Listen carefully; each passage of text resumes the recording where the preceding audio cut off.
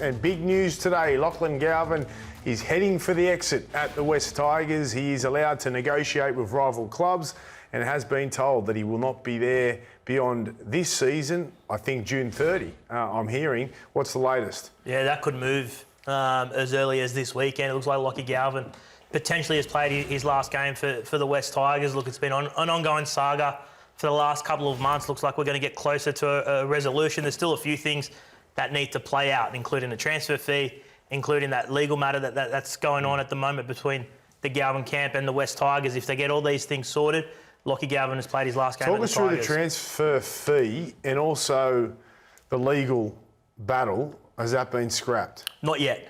So we'll start with the transfer fee first. Braith. So the West Tigers will put essentially a bounty on Lachie Galvin's head.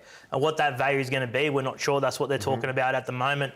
We saw the Bulldogs spend $500,000 for Kyle Aluapu a couple of years ago. Is that a benchmark? Is that the parameters that clubs could base themselves on? Speaking to a few clubs today, not involved in this, they think 500 is excessive. Okay. So they're thinking around, potentially land between the $200,000 to $300,000 mark. He's only on 300, right? 350. He is, yeah. So that's why. So a lot would depend on what money he's on, right? But for a transfer fee or not? No, they're irrelevant. It's just up to the club. The West Tigers could ask for $2 million. Okay. It doesn't. The issue with that though is no one will pay $2 million. No, of course, yeah. But Braith was just asking where that number comes from. Just back to that, because I think about this and I think if they've negotiated that the transfer fee needs to be paid and Galvin's camp are okay with that. Yep. That suggests to me that they have someone lined up, maybe a club, that are happy to pay that transfer fee. Well, you'd think so, but you'd think that a club, as long as the money is not ridiculous, you think a club would stump up for a player of Lachie's calibre to get him to the club. And it's important to note, it doesn't come out of your salary cap. So it's out of the... So how does that help the bottom clubs? So the Tigers did a great deal with this young kid, potentially got him to where he is, and now he wants to leave, and they can't get anything for him. The whole thing's a lose-lose for the West Tigers. It has been from the beginning. They can't win this situation when you've got a star player who's not on a lot of money next year that wants to leave.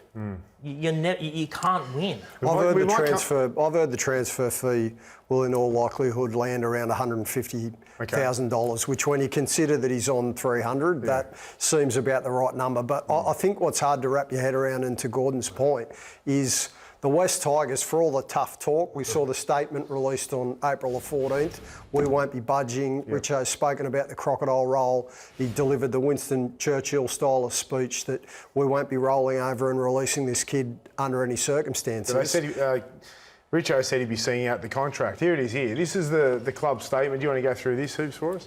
Absolutely. This was Richo's words April 14. It should be noted that the club has no intention of releasing Lachlan from his contract and he has not requested this.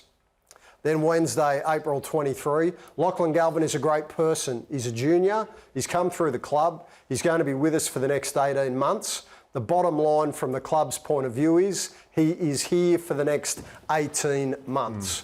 So fighting words from Richo at the time, and I think he received a lot of widespread support around the game for wanting to be staunch, for not letting Isaac Moses simply bend them over and try and create an issue that meant he had to be released from the club. But, so what's changed, Hoops?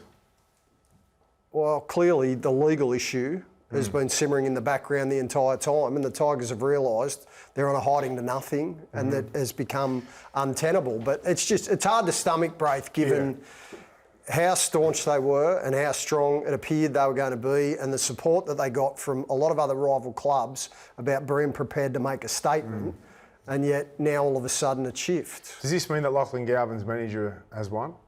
Yeah, I think it does, yep. How do you think? What do you guys think and feel about that? I just feel sorry for the clubs down the bottom being feeder clubs to the top clubs.